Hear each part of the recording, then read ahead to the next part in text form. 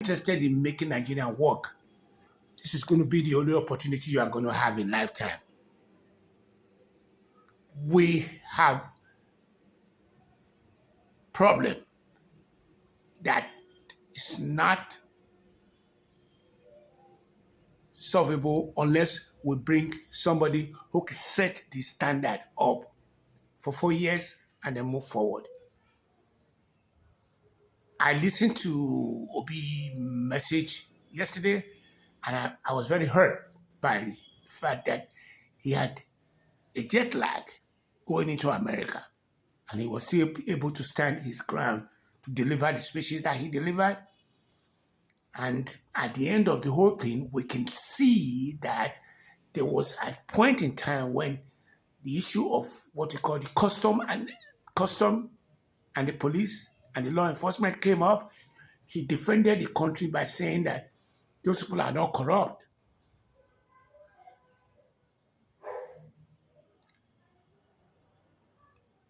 I know this, to me, that's a misnomer, because he said what he was supposed to say in a foreign land. That's very important.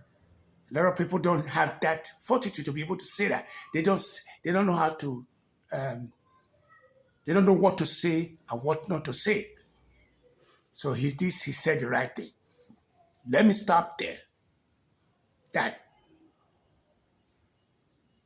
he's put his life on the block for us, and we need to put our life on the block for him. How do we do that? I spent 42 years in America, and I'm back to Nigeria, and I'm putting my life on the block for making Nigeria work during our lifetime. I want to use the scenario of Obama.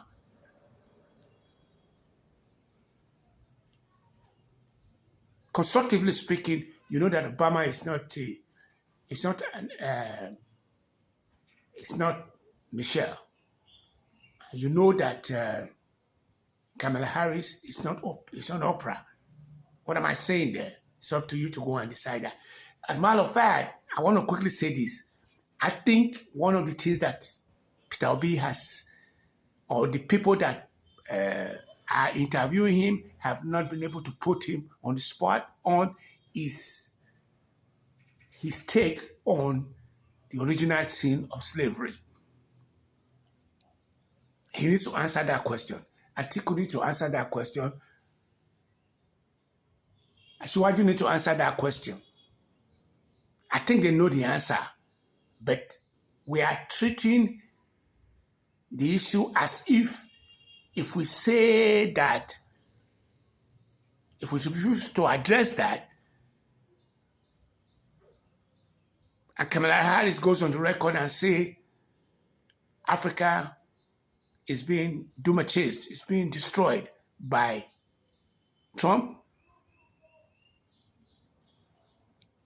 then we need to say that Trump is destroying African American in America, that he's a racist bigot. That's the point I'm making. May God continue to bless the United States of America, because I spent 42 years with them, and what I am saying here is not different from what the founding fathers went to Egypt to go and learn how Egypt was feeding Europe with their irrigation, with their weather compass, with their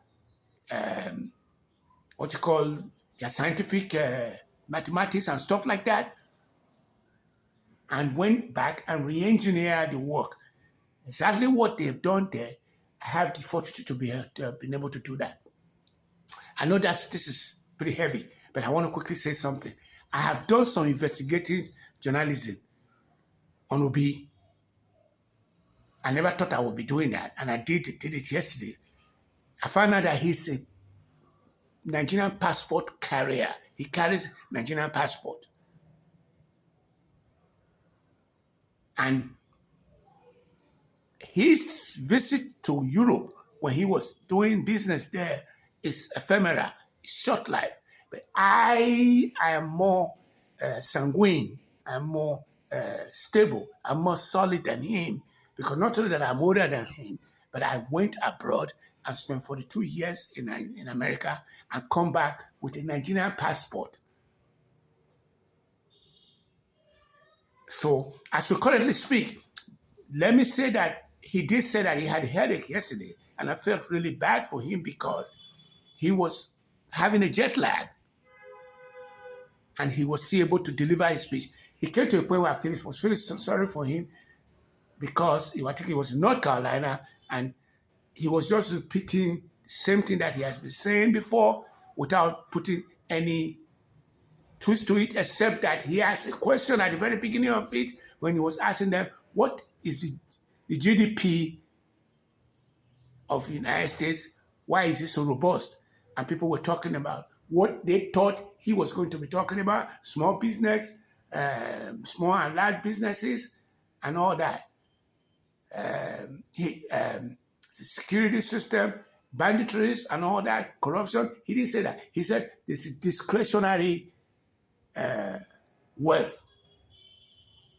And discretionary wealth means that there is a wealth effect that the country there has that nobody talks about. And when you mean by discretionary wealth, he did push it down to what you call security, that being able to secure the country. And he spoke about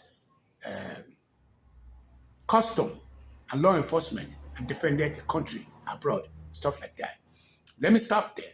And let me say that if you are watching this movie, if you're watching this live, I want you to remember there's only reason why I am still talking to you like this instead of having a big studio where I would be bringing people in to come and talk to me, and we will be having what you call people that who can be interviewing, pundits, and I would be going on to different places and start talking. The reason is because I went to the United States.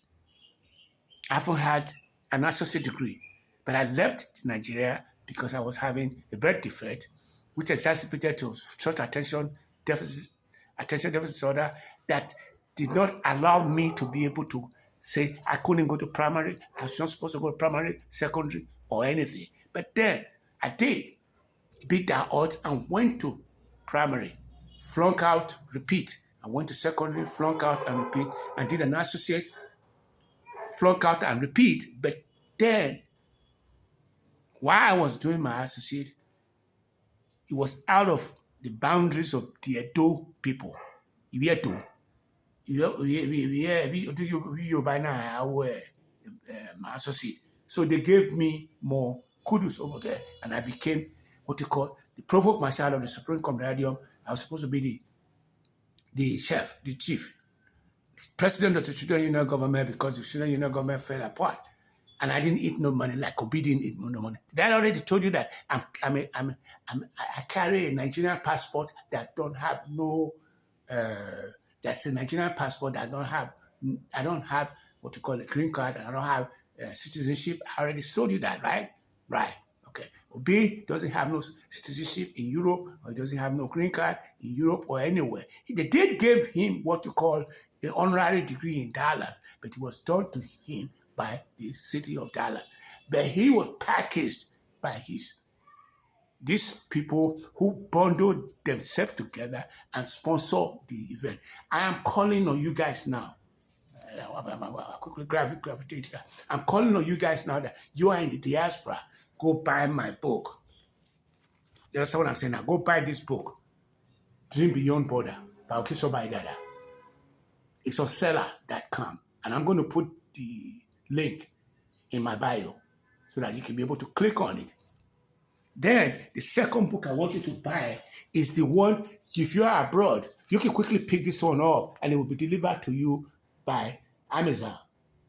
God to Goddess. It's, as we speak, it's a political book, drama of a Ogi Baba, which is Okisoba Idada, as a woman who is sitting as president of the Federal Republic, which is, I'm very big on women. You understand what I'm saying? So if the Bible said that, I want to quickly move to the point where I say, I'm telling those people diaspora, because Bill was telling you guys yesterday that you guys need to go in and invest in Nigeria, not feeding Nigeria. Don't give them fish. Show them how to fish. What he meant by an investment, I am going to put it in this context. One, I'm going to put a political action committee together that don't have anything to do with Obi. It's the same thing which Obama did, where someone like Jay-Z will bundle his friends together, put the money together, and ship it to him. And he had a grassroots effect, which I'm also putting together, and I've been working on that, and I've been campaigning for that for a little bit now. So I am asking you guys to go and buy my book for seller.com on the 2 links. And if you do that, you will give me, I'm not going to bother you guys whether you give me political donation or anything. I would have had my money to be able to donate to the cause of women, to the cause of the people of African descent, to the cause of youth, to which I am part of, which I love so much. I think about 70% of us are suffering right now. So, again, buy my book, subscribe to this channel, give me the like, go to seller.com and say that you, just tell them seller.com, when it comes to the service that we're talking about, there's a service there, say, I will help you write your book. You can put $1 million there. It'll come to me.